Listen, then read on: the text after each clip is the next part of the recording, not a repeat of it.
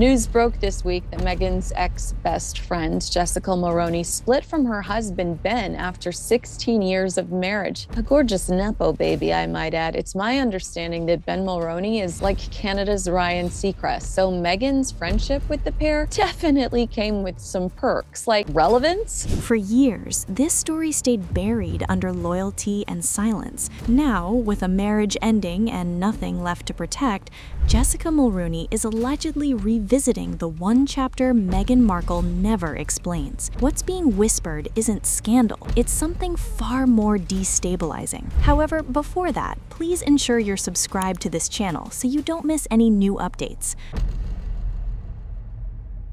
This story starts with what can be proven, not what is whispered. Jessica Mulroney and Meghan Markle were publicly close for nearly a decade. Their friendship began in 2011 when Meghan moved to Toronto to film Suits. During those years, Jessica was a powerful stylist with television work, brand deals, and elite social access. Meghan was a cable TV actress building a new life in Canada. Their closeness was visible and constant.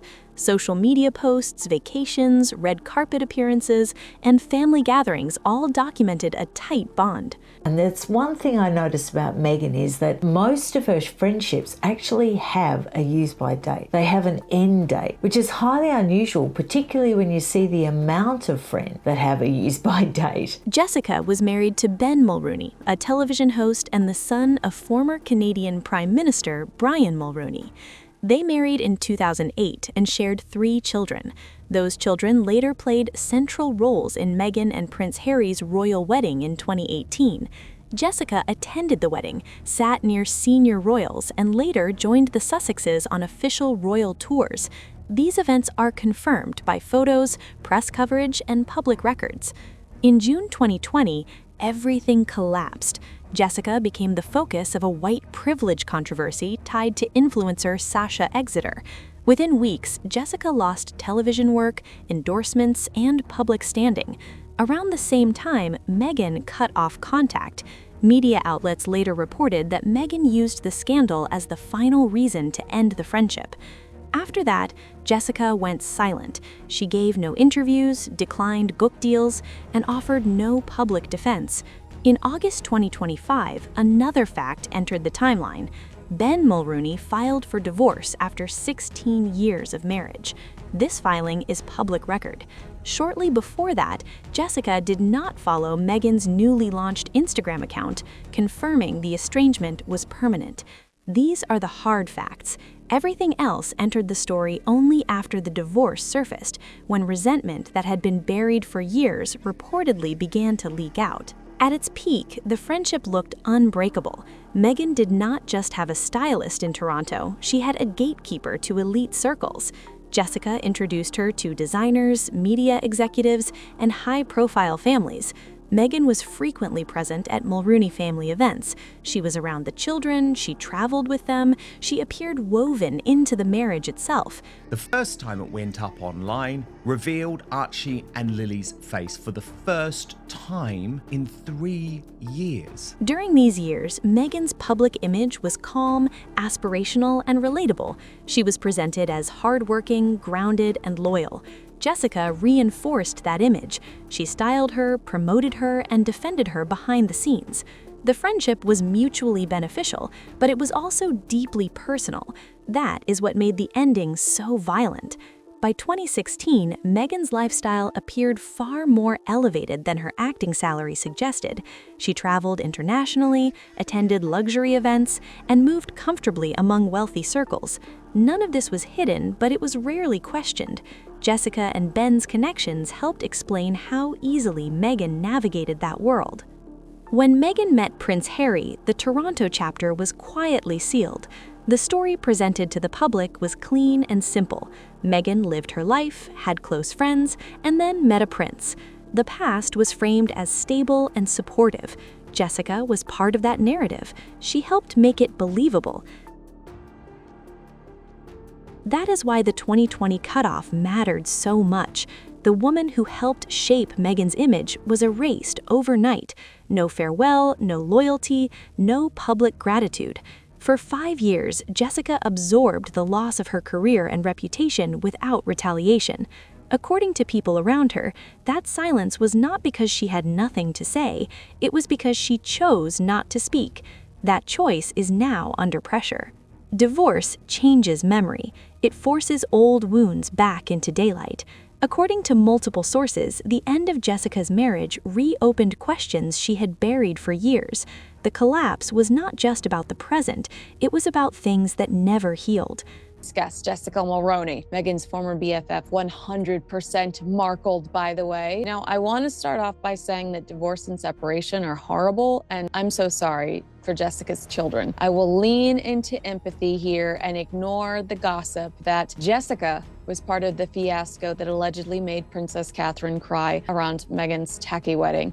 If the rumors are true, shame on you. After the divorce filing became public, whispers began spreading in private circles. These whispers did not come from tabloids first, they came from social settings, mutual contacts, and industry insiders. The same claim kept appearing. Jessica was allegedly telling people that Meghan crossed boundaries in her marriage during the Toronto years. The allegation was not framed as a brief mistake, it was described as a betrayal that lasted long enough to damage trust permanently. According to these accounts, Jessica believed the marriage suffered long before the paperwork arrived in 2025.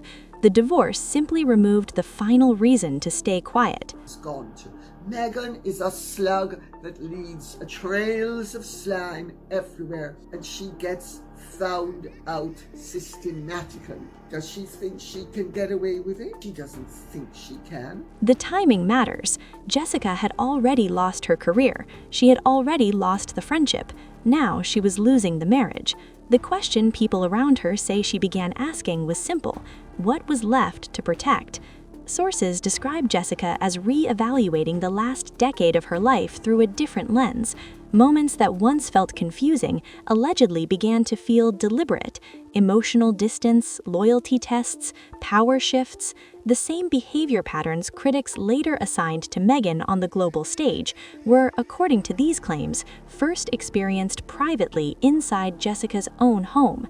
None of this was public, no statements were made, no interviews given, but repetition gives rumors weight. When separate people describe the same story without coordinating, attention follows. That is when concern reportedly reached Meghan's camp, not because of proof released, but because of who might be holding it. The most explosive allegation centers on an affair between Meghan and Ben Mulroney during the Toronto years. These claims remain unproven and denied by silence, not evidence. Still, they are specific enough to cause panic. Meghan likes to be number one. Meghan does not simply degrade Prince Harry. She degrades his entire family, his entire legacy. And this is a different kind of embarrassment. She has mocked his heritage, his traditions, his grandmother, the former Queen of England, and it seems like she did so. According to insiders, Jessica allegedly believes the relationship crossed physical lines while Meghan was deeply embedded in their family life. The alleged betrayal was not framed as impulsive, it was described as manipulative, hidden, and prolonged. The damage, according to these sources, was emotional and lasting. What elevated the rumor beyond gossip was the claim that evidence exists: messages, communications, documentation saved quietly for years. Sources allege Jessica kept these records as insurance, not revenge, protection, not exposure. The idea that proof could exist is what transformed the rumor into a threat. If such evidence were ever made public, it would rewrite Meghan's Toronto narrative. The wholesome origin story would fracture, the image of loyalty would collapse, the friendship breakup in 2020 would no longer look like moral distance, it would look like erasure. From a legal perspective, that is why silence has value. Speaking without proof invites lawsuits. Speaking with proof changes the battlefield. According to people familiar with the situation, Jessica understands that difference clearly. For now, everything remains alleged. No documents have surfaced, no statements made. That's it for today. Subscribe this channel so you don't miss anything. See you soon.